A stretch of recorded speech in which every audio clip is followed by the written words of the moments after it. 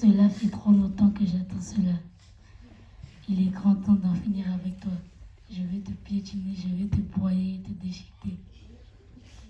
Le combat dura 2 jours gentils. Vers la fin du 2e jour, Rama sentait peu à peu ses forces lui quitter. Il décida alors de sortir l'arc suprême.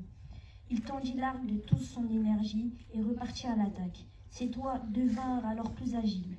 Toutes les armes divines dont il possédait le secret apparurent devant lui. Il frappa le monstre d'une grêle divine dont il possédait les armes secrètes apparues devant lui.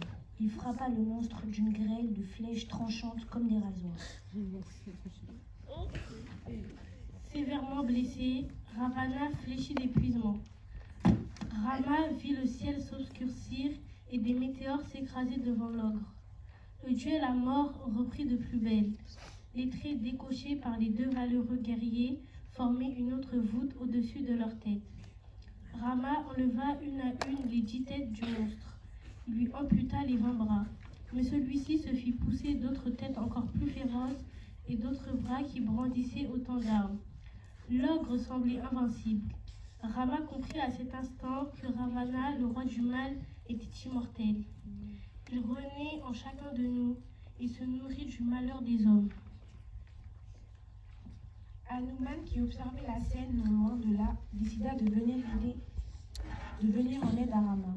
Il allait arracher Sukarini, la plus haute montagne de l'île, pour la jeter sur Ravana. Tandis qu'Hanuman se mit à grossir à vue d'œil pour aller déraciner la montagne, Rama saisit la grande arme de Brahma, créée jadis par le Père de l'univers pour Indra.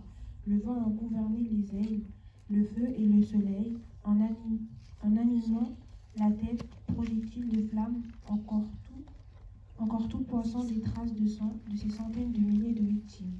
Rama chargea ce dard épouvantable des pouvoirs dont il était maître, l'encrocha sur son arc et tendit la corde jusqu'à l'oreille. L'arme fatale, avec un grondement sinistre, jaillit comme une gueule embrasée. Elle plongea dans la poitrine du monstre, transperça son cœur, arracha sa vie et s'enfonça ruisselante de sang dans les entrailles de la terre. Puis, elle ressortit et rentra, serviteur docile dans le carquois de Rama.